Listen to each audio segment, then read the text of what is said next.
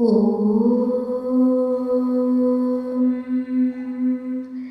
यक्षाय कुबेराय वैश्रवणाय धनधान्याधिपतये धनधान्यसमृद्धिं मे देहिदपाय स्वाहा। ಜೀವನವು ಸುಲಲಿತವಾಗಿ ನಡಿಬೇಕು ಅಂದರೆ ಸಂಪತ್ತು ಮತ್ತು ಸಮೃದ್ಧಿ ಮನೆಯಲ್ಲಿ ನೆಲೆಸಿರಬೇಕು. ಇಂತಹ ಸಂಪತ್ತು ಮತ್ತು ಸಮೃದ್ಧಿಗೆ ಒಡೆಯರಾದಂತಹ ಕುಬೇರ ಮತ್ತು ಲಕ್ಷ್ಮಿಯ ಕಥೆಯನ್ನು ಕೇಳೋದ್ರಿಂದ ಮನೆಯಲ್ಲಿ ಸಂಪತ್ತು, ಸಂತೋಷ, ಸಮೃದ್ಧಿ ತುಂಬಿ ತುಳುಕುತ್ತೆ. ಆ ಕಥೆಯನ್ನು ಈಗ ಕೇಳೋಣ. ಸತ್ಯವಂತ, ಧರ್ಮನಿಷ್ಠ, ದೇವಭಕ್ತನಾದಂತಹ ಕುಬೇರನು ವಿಶ್ವವರ ಮಹರ್ಷಿಯವರ ಪುತ್ರ. ಅವನಿಗೆ ಸಂಪತ್ತು ಬೇಕೆಂಬ ಆಸೆಗಿಂತ ಧರ್ಮಪಾಲನೆ ಮುಖ್ಯವಾಗಿರುತ್ತೆ. ಇವನು ರಾವಣನ ಸಹೋದರ. ರಾವಣನಿಗೆ ಶಕ್ತಿ, ಸಂಪತ್ತು ಮತ್ತು ಅಧಿಕಾರದ ಮೇಲೆ ಅಪಾರವಾದಂಥ ಆಸೆ ಇರುತ್ತೆ. ಆದರೆ ಕುಬೇರನಿಗೆ ಅವು ಯಾವುದೂ ಇರೋದಿಲ್ಲ. ಲಂಕೆಯಿಂದ ಕುಬೇರನು ಹೊರಹಾಕಲ್ಪಡ್ತಾನೆ. ರಾವಣನು ಕಠಿಣ ತಪಸ್ಸನ್ನು ಬ್ರಹ್ಮನ ಕುರಿತು ಮಾಡಿ ಬ್ರಹ್ಮನಿಂದ ವರ ಪಡೆದು ಲಂಕೆಯನ್ನು ಕಬಳಿಸ್ತಾನೆ. ನಂತರ ಕುಬೇರನು ಲಂಕೆಯಿಂದ ಹೊರಬಂದು ಹಿಮಾಲಯಕ್ಕೆ ಹೋಗಿ ತಪಸ್ಸನ್ನು ಆಚರಿಸ್ತಾನೆ. ಸಾವಿರಾರು ವರ್ಷಗಳ ಕಾಲ ಶಿವನನ್ನು ಕುರಿತು ಆಹಾರ, ನಿದ್ರೆ ಎಲ್ಲವನ್ನು ತ್ಯಜಿಸಿ ಭಕ್ತಿಯಿಂದ ತಪಸ್ಸನ್ನು ಮಾಡ್ತಾರೆ. ಅವನ ತಪಸ್ಸಿಗೆ ಮೆಚ್ಚಿದಂತಹ ಶಿವನು ಪ್ರತ್ಯಕ್ಷನಾಗಿ ಹೀಗೆ ಹೇಳ್ತಾನೆ, ನಿನ್ನ ಧರ್ಮನಿಷ್ಠೆಗೆ ನಾನು ಸಂತುಷ್ಟನಾಗಿದ್ದೇನೆ. ನಿನ್ನನ್ನು ಲೋಕದ ಖಜಾಂಚಿಯಾಗಿ ಮಾಡುತ್ತಿದ್ದೇನೆ. ನಾನು ನಿನಗೆ ಈ ವರಗಳನ್ನು ಕೊಡ್ತೇನೆ ಅಂತ ವರಗಳನ್ನು ಪರಶಿವನು ಕುಬೇರನಿಗೆ ದಯಪಾಲಿಸ್ತಾನೆ. ಅಪಾರ ಸಂಪತ್ತು, ಪುಷ್ಪಕ ವಿಮಾನ, ಅಲಕಾಪುರಿ ಎಂಬಂತಹ ದಿವ್ಯ ನಗರ ಮತ್ತು ಉತ್ತರ ದಿಕ್ಕಿನ ಆಧಿಪತ್ಯವನ್ನು ಶಿವನು ಪ್ರಸಾದಿಸ್ತಾನೆ ಮತ್ತು ಅವನಿಗೆ ಒಂದು ಷರತ್ತನ್ನು ಕೂಡ ಹಾಕ್ತಾನೆ. ಈ ಸಂಪತ್ತನ್ನು ಧರ್ಮದ ಮಾರ್ಗದಲ್ಲಿ ಮಾತ್ರ ಬಳಸಬೇಕು ಅಂತ ಹೇಳ್ತಾನೆ. ಅದಕ್ಕೆ ಒಪ್ಪಿದಂತಹ ಕುಬೇರನು ಅದೇ ರೀತಿಯಾಗಿ ತನ್ನ ಆಡಳಿತವನ್ನು ನಡೆಸ್ತಾ ಇರ್ತಾನೆ. ಇದನ್ನೆಲ್ಲವನ್ನು ನೋಡಿದಂತಹ ಲಕ್ಷ್ಮೀದೇವಿಗೆ ಕುಬೇರನ ಮೇಲೆ ಅಪಾರವಾದಂತಹ ಗೌರವ ಹುಟ್ಟುತ್ತೆ. ನಾನು ಸಂಪತ್ತಿನ ಶಕ್ತಿ, ಧರ್ಮ ಇರುವ ಕಡೆ ನಾನು ನೆಲೆಸುತ್ತೇನೆ ಎಂದು ಲಕ್ಷ್ಮೀದೇವಿಯು ಕುಬೇರನಲ್ಲಿ ಬಂದು ನೆಲೆಸುತ್ತಾಳೆ. ಮತ್ತು ಅಹಂಕಾರ ಬಂದರೆ ನಾನು ಖಂಡಿತ ಹೊರಟು ಹೋಗುತ್ತೇನೆ ಅಂತ ಲಕ್ಷ್ಮೀದೇವಿಯು ಕುಬೇರನಲ್ಲಿ ಹೇಳುತ್ತಾಳೆ. ಕುಬೇರನು ಅಹಂಕಾರವನ್ನು ವ್ಯಕ್ತಪಡಿಸದೆ ಬಡವರಿಗೆ ದಾನ ಧರ್ಮಗಳನ್ನು ಮಾಡ್ತಾನೆ. ದೇವಾಲಯಗಳನ್ನು ಕಟ್ಟಿಸ್ತಾನೆ. ಯೋಗ್ಯವಿರುವವರಿಗೆ ಮತ್ತು ಒಳ್ಳೆಯವರಿಗೆ ಮಾತ್ರ ಸಂಪತ್ತನ್ನು ದಯಪಾಲಿಸ್ತಾನೆ. ಅವನು ಎಂದಿಗೂ ತನ್ನನ್ನು ಶ್ರೀಮಂತ ಅಂತ ಅಹಂಕಾರ ಪಡೋದಿಲ್ಲ. ಅವನು ತನ್ನನ್ನು ಲಕ್ಷ್ಮೀದೇವಿಯ ಸೇವಕ ಅಂತ ಭಾವಿಸಿ ಲಕ್ಷ್ಮೀದೇವಿಯ ಅಣತೆಯಂತೆ ನಡೆದುಕೊಳ್ತಾನೆ. ಹೀಗೆ ಧರ್ಮವಾಗಿ ಅವನು ನಡೆದುಕೊಳ್ಳುತ್ತಿರುವಾಗ ತಾಯಿ ಲಕ್ಷ್ಮೀದೇವಿಗೆ ಕುಬೇರನನ್ನು ಪರೀಕ್ಷಿಸಬೇಕಂತ ಇಚ್ಛೆಯಾಗುತ್ತೆ. ಆಗ ಒಂದು ದಿನ ಲಕ್ಷ್ಮೀದೇವಿಯು ಹಳೆಯ ಬಟ್ಟೆಗಳನ್ನು ಧರಿಸಿ ಬಡವೆಯಾದಂತಹ ವೃದ್ಧೆಯ ರೂಪದಲ್ಲಿ ಕುಬೇರನ ಅಲಕಾಪುರಿಗೆ ಬರ್ತಾಳೆ. ಅವರು ಅರಮನೆಯ ಬಾಗಿಲಲ್ಲಿ ನಿಂತು ಹೇಳ್ತಾರೆ, ಮಗನೇ, ನನಗೆ ಬಹಳ ಹಸಿವು, ಒಂದು ಅಣಿಯಷ್ಟು ಅನ್ನವನ್ನು ನೀಡ್ತೀಯಾ ಅಂತ ಕುಬೇರನಲ್ಲಿ ತಾಯಿ ಬೇಡ್ತಾಳೆ. ಆಗ ಕುಬೇರನು ತಕ್ಷಣ ಅರಮನೆಯೊಳಗೆ ಬಂದು ಬಂಗಾರದ ಪಾತ್ರೆಯಲ್ಲಿ ಆಹಾರ ತರುವಂತೆ ಮಾಡ್ತಾನೆ. ಹಾಲು, ಹಣ್ಣು, ಅನ್ನ, ಸಿಹಿ ಎಲ್ಲವನ್ನು ತಂದು ತಾಯಿಗೆ ನೀಡ್ತಾನೆ. ಆದರೆ ವೃದ್ಧೆ ಹೇಳ್ತಾಳೆ, ನನಗೆ ಬಂಗಾರ ಬೇಡ, ಸರಳವಾಗಿ ಪ್ರೀತಿಯಿಂದ ಕೊಡುವ ಅನ್ನವು ಸಾಕು ಅಂತ ಕುಬೇರನಲ್ಲಿ ಹೇಳ್ತಾಳೆ. ಆಗ ಕುಬೇರನು ಒಂದು ಕ್ಷಣ ಕೂಡ ಯೋಚನೆ ಮಾಡೋದಿಲ್ಲ. ಬಂಗಾರದ ಪಾತ್ರೆಯನ್ನು ಬಿಟ್ಟು ಮಣ್ಣಿನ ಪಾತ್ರೆಯಲ್ಲಿ ತನ್ನ ಕೈಯಿಂದಲೇ ತಾಯಿಗೆ ಊಟವನ್ನು ತಿನ್ನಿಸ್ತಾನೆ. ನಂತರ ಊಟವನ್ನು ಮುಗಿಸಿ ತಾಯಿ ಇನ್ನೊಂದು ಪರೀಕ್ಷೆಗೆ ಮುಂದಾಗ್ತಾಳೆ. ನಿನ್ನ ಬಳಿ ಎಷ್ಟು ಸಂಪತ್ತು ಇದೆ, ಇದು ನಿನ್ನದೇ ಎಂದು ನೀನು ಭಾವಿಸುತ್ತಿರುವೆಯಾ ಅಂತ ಲಕ್ಷ್ಮೀದೇವಿಯು ಕುಬೇರನಲ್ಲಿ ಕೇಳ್ತಾಳೆ.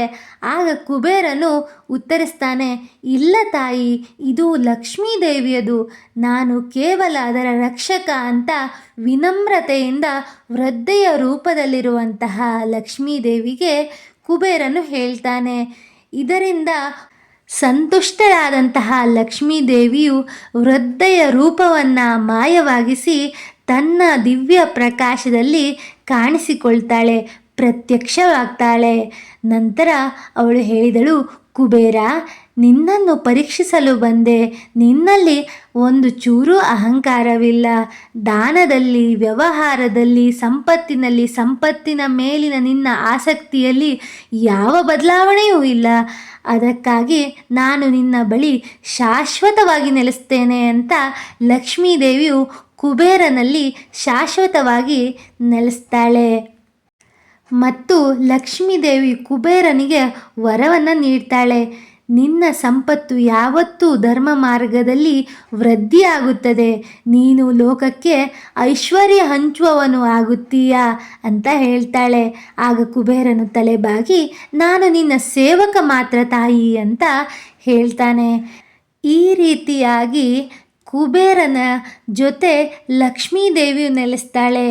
ಇದರಿಂದ ಕುಬೇರ ಲಕ್ಷ್ಮಿಯ ವ್ರತ ಕಥೆಯನ್ನು ಕೇಳೋದ್ರಿಂದ ಹೇಳೋದ್ರಿಂದ ಐಶ್ವರ್ಯವು ವೃದ್ಧಿಸುತ್ತೆ ಅಂತ ಹೇಳಲಾಗುತ್ತೆ. ಇನ್ನು ಕುಬೇರ ಲಕ್ಷ್ಮಿಯ ಮಂತ್ರ ಜಪವನ್ನು ಯಾವಾಗ ಆಚರಿಸಬೇಕು ಅಂತ ಗೊಂದಲಗಳಿರುತ್ತೆ. ಇದಕ್ಕೆ ಪರಿಹಾರವನ್ನು ಹೇಳ್ತೇನೆ. ಈ ರೀತಿಯಾಗಿ ಮಾಡಿ.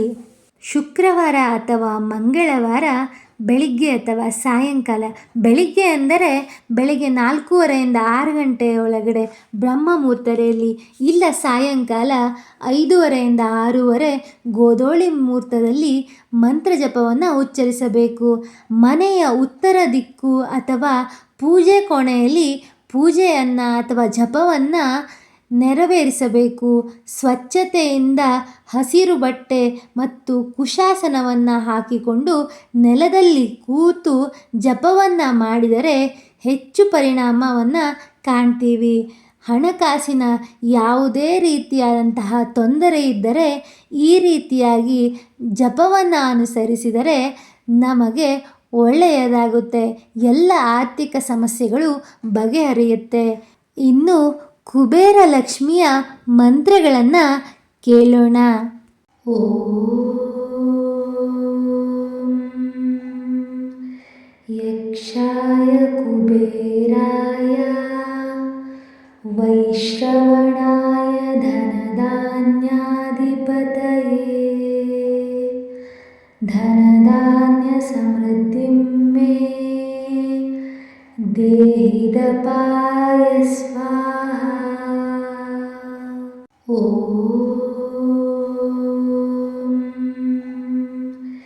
ಯಕ್ಷಾಯ ಕುಬೇರಾಯ ವೈಶ್ರವಣಾಯ ಧನಧಾನ್ಯಾಧಿಪತಯೇ ಧನಧಾನ್ಯ ಸಮೃದ್ಧಿಂ ಮೇ ದೇಹಿದಪಾಯ ಸ್ವಾಹಾ. ಓಂ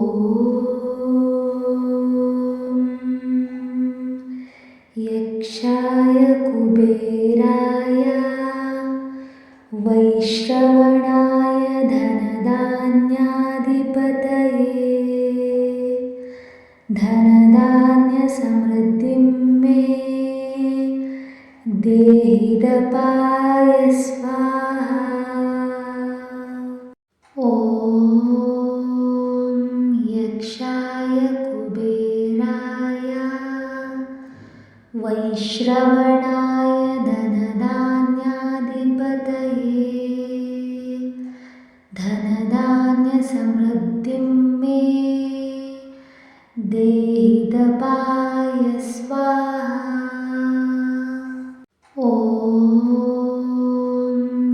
यक्षाय कुबेराय वैश्रवणाय धनधान्याधिपतये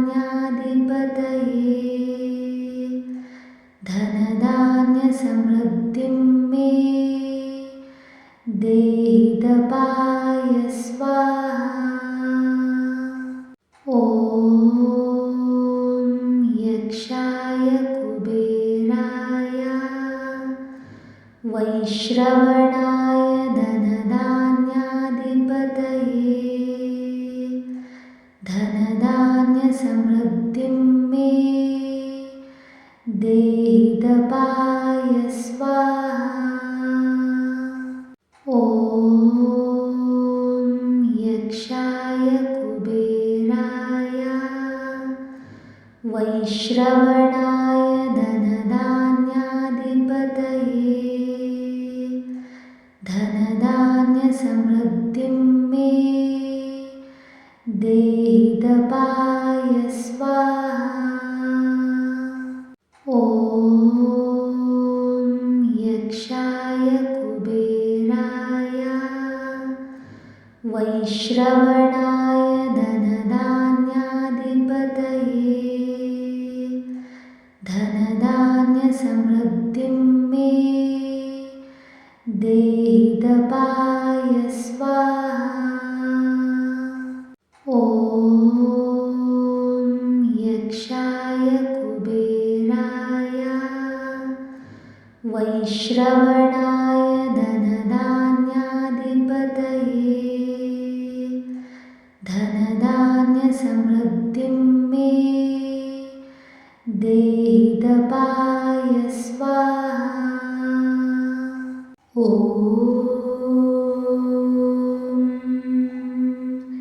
यक्षाय कुबेराय वैश्रवणाय धनधान्याधिपतये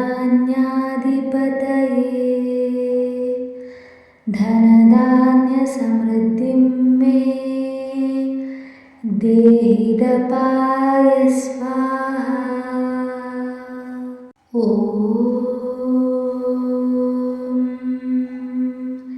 यक्षाय कुबेराय वैश्रवणाय धनधान्याधिपतये धनधान्यसमृद्धिं मे देहि तपाय स्वाहा। ॐ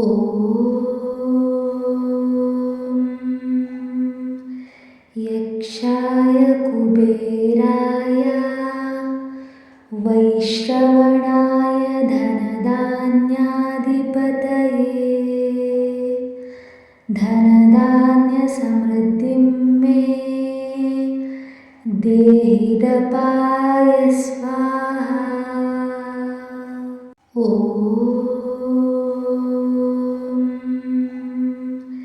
यक्षाय कुबेराय वैश्रवणाय धनधान्याधिपतये धनधान्यसमृद्धिं मे देहि तपाय स्वाहा। ॐ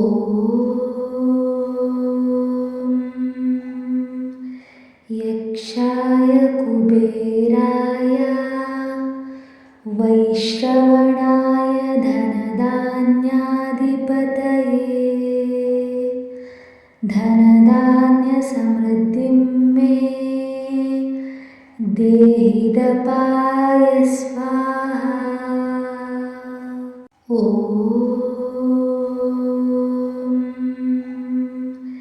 यक्षाय कुबेराय वैश्रवणाय धनधान्याधिपतये धनधान्यसमृद्धिं मे देहि तपाय स्वाहा। ॐ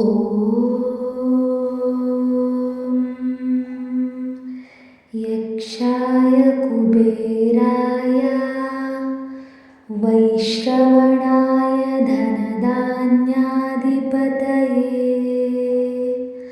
धनधान्यसमृद्धिं मे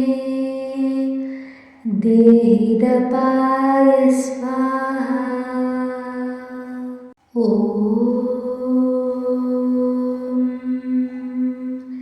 यक्षाय कुबेराय वैश्रवणाय धनधान्याधिपतये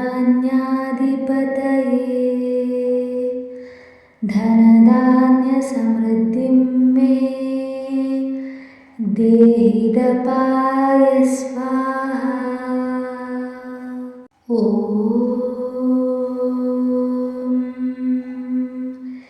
यक्षाय कुबेराय वैश्रवणाय धनधान्याधिपतये धनधान्यसमृद्धिं मे देहि दपाय स्वाहा। ॐ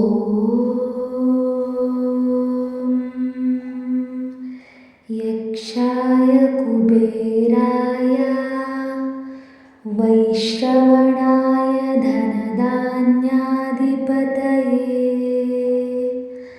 धनधान्यसमृद्धिं मे देहि दपाय स्वाहा। ॐ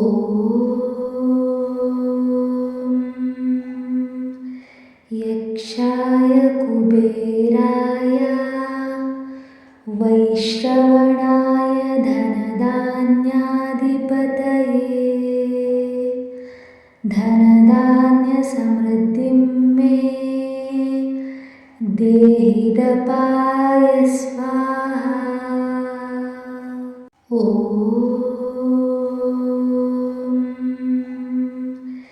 यक्षाय कुबेराय वैश्रवणाय धनधान्याधिपतये